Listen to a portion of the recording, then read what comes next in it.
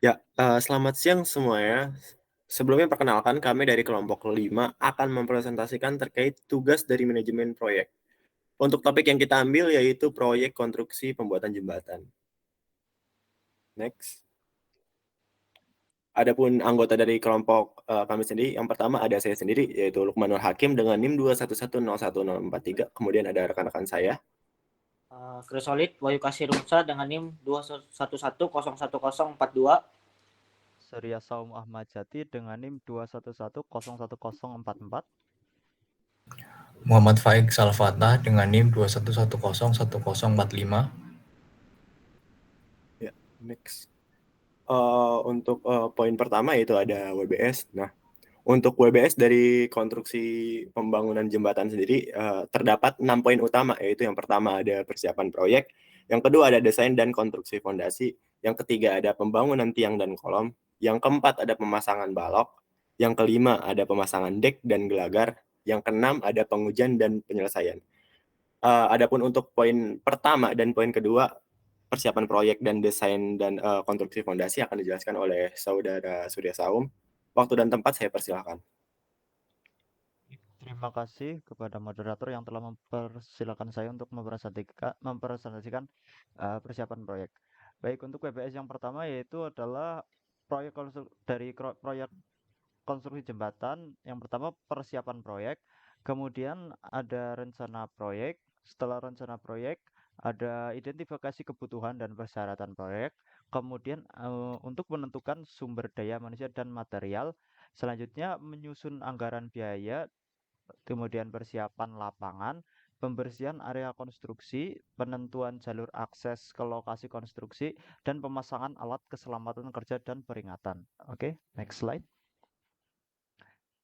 Pada tahap persiapan proyek ini, tim proyek harus melakukan identifikasi kebutuhan dan persyaratan proyek. Hal ini meliputi penentuan sumber daya manusia dan material yang dibutuhkan, serta menyusun anggaran biaya.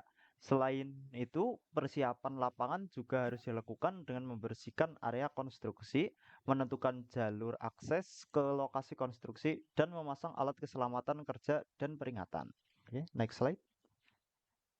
Kemudian ada WBS selanjutnya yaitu tentang desain dan konstruksi fondasi. Eh, ada perencanaan fondasi, kemudian penentuan jenis fondasi yang cocok, penentuan kedalaman fondasi dan perhitungan kekuatan dan stabilitas, pembuatan fondasi, penggalian dan pembersihan lubang fondasi, pemasangan bahan pengisi dan pengecoran beton untuk fondasi. Pada tahap desain dan konstruksi fondasi ini, tim proyek harus merencanakan fondasi dengan menentukan jenis fondasi yang cocok, kedalaman, dan perhitungan kekuatan dan stabilitas dari fondasi. Selain itu, pembuatan fondasi dilakukan dengan cara menggali dan membersihkan lubang fondasi, memasang bahan pengisi, dan melakukan pengecoran beton untuk fondasi. Ya, kemudian selanjutnya ada poin utama yaitu pembangunan tiang dan kolom, kemudian selanjutnya juga ada poin keempat yaitu pemasangan balok. Untuk penjelasan dari subpoinnya akan dijelaskan oleh Muhammad Faik Sal dan Fatah. Waktu dan tempat saya persilakan. Ya, terima kasih kepada moderator. Pada WS selanjutnya yaitu WBS. Ada pembangunan tiang dan kolom. Di mana pada tingkat ketiga ini ada perencanaan tiang dan kolom. Lalu selanjutnya ada penentuan jumlah dan ukuran tiang dan kolom. Lalu ada penentuan lokasi pemasangan tiang dan kolom. Perhitungan kekuatan dan stabilitas tiang dan kolom. Lalu selanjutnya ada pembuatan tiang dan kolom, kemudian pemotongan dan pengelasan material tiang dan kolom, pengecoran beton pada bagian tiang dan kolom, dan yang terakhir ada pemasangan tiang dan kolom pada lokasi yang telah ditentukan. Next. Nah, pada tahap ini tim proyek harus merencanakan desain struktur tiang dan kolom, serta melakukan perhitungan kekuatan dan stabilitas tiang dan kolom. Pembuatan tiang dan kolom dilakukan dengan membuat cetakan tiang dan kolom, melakukan pengecoran beton untuk tiang dan kolom, dan mengangkat tiang dan kolom ke lokasi konstruksi. Next.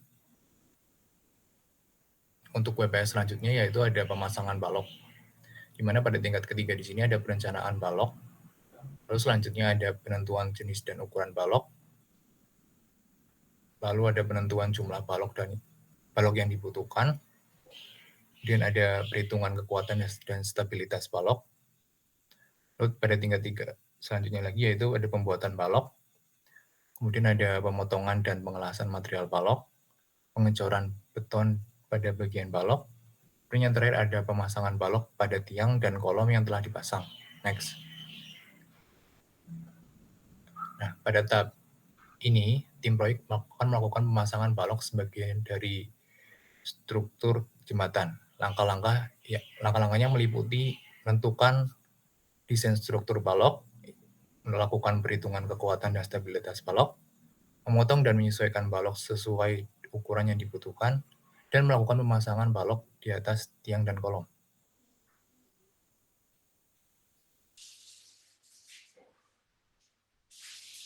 Ya, kemudian selanjutnya ada poin kelima dan keenam, yaitu pemasangan dek dan gelagar dan pengujian dan penyelesaian yang akan dijelaskan oleh Saudara Krisolit Wahyu Kasirungsa. Waktu dan tempat saya persilahkan.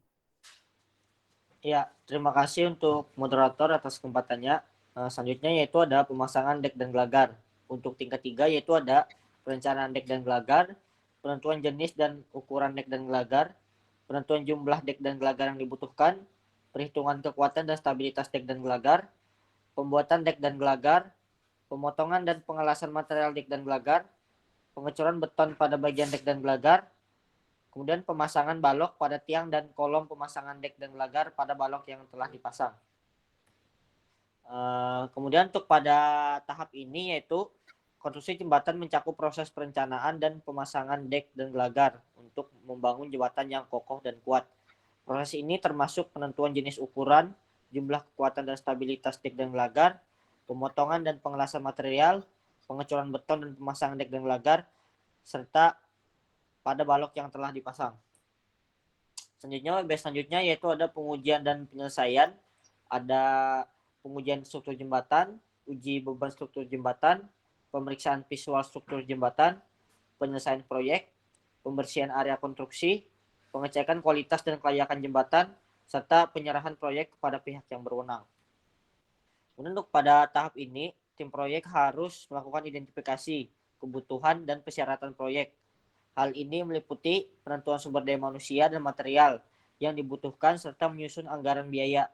Selain itu, persiapan lapangan juga harus dilakukan dengan membersihkan area konstruksi, menentukan jalur akses ke lokasi konstruksi, dan memasang alat keselamatan kerja dan peringatan. Kemudian penyelesaian proyek itu mencakup 3 tugas utama, yaitu pembersihan area konstruksi, pengecekan kualitas dan kelayakan jembatan, dan penyerahan kepada pihak yang berwenang seperti pemerintahan atau swasta. Ya, terima kasih kepada rekan-rekan saya karena telah menjelaskan poin-poin dari WBS. Kemudian selanjutnya ada kesimpulan dari pembuatan WBS ini sangat penting dalam manajemen proyek pembangunan. WBS ini dapat membantu tim proyek untuk memahami tugas-tugas yang harus dilakukan, mengatur waktu dan sumber daya yang diperlukan, serta memastikan bahwa proyek berjalan sesuai dengan rencana. Nah, tahap pengujian dan penyelesaian proyek juga sangat penting untuk memastikan bahwa jembatan aman dan mampu digunakan dengan baik. Ya, mungkin cukup sekian presentasi dari kelompok kami. Kurang lebihnya mohon maaf. Wassalamualaikum warahmatullahi wabarakatuh.